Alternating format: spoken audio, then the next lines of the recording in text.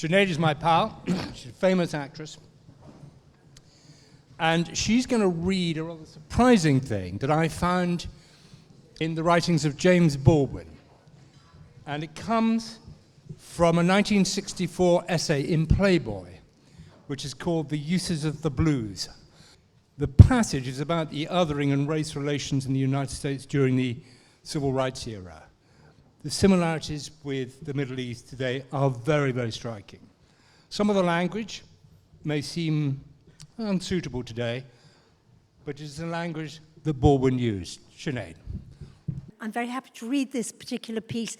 And then at the end, Henry says I can. I'm just going to read 5 lines of a poem by Mahmoud Darwish, who's a Palestinian poet, a great Palestinian poet. Anyway, this is James Baldwin's. But anyway, it's not a question now of accusing the white American of crimes against the Negro. It's too late for that. Besides, it's irrelevant.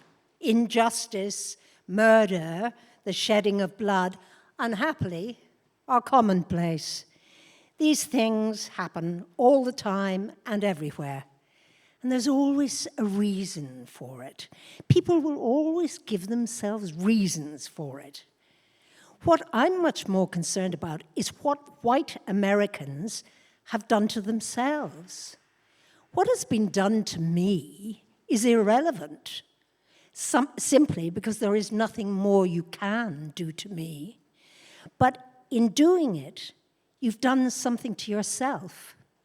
In evading my humanity, you have done something to your own humanity. We all do this, all the time, of course. One labels people.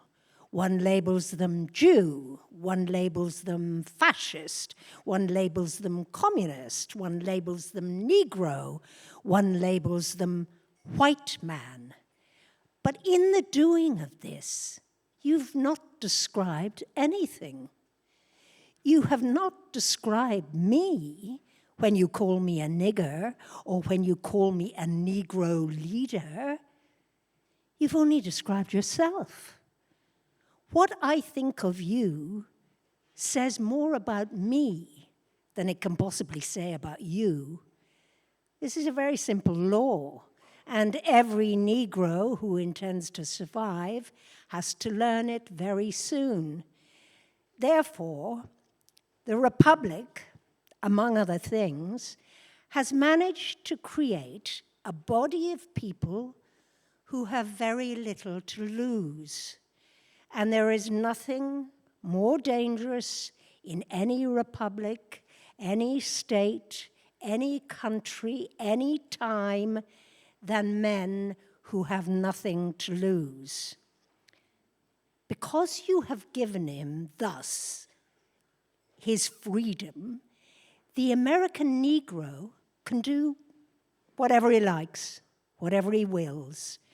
You can no longer do anything to him. He doesn't want anything you've got. He doesn't believe anything you say.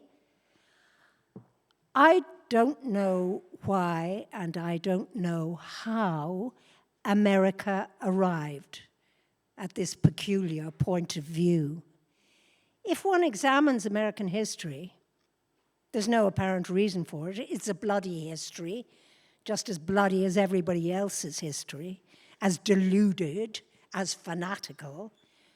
One only has to look at it from the time we all got here.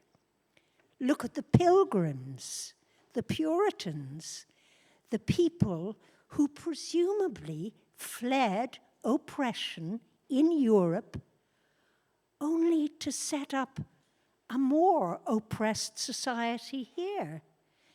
People who wanted freedom, who killed off the Indians. Look at all the people moving into a new era and enslaving all the blacks. These are the facts of American history as opposed to the legend. We came from Europe, we came from Africa, We came from all over the world. We brought whatever was in us from China or from France. We all brought it with us. We were not transformed when we crossed the ocean. Something else happened, something much more serious. We no longer had any way of finding out, of knowing who we were. And I'm just going to finish, because that's a pretty bleak outlook. I'm just going to finish with 5 lines from this poem, Mural. It's a translation, of course, by John Berger and Rima Hamami, but just a few lines. One day, I'll become what I want. One day, I will become a thought that no sword or book can dispatch to the wasteland. A thought equal to rain on the mountains, split open by a blade of grass.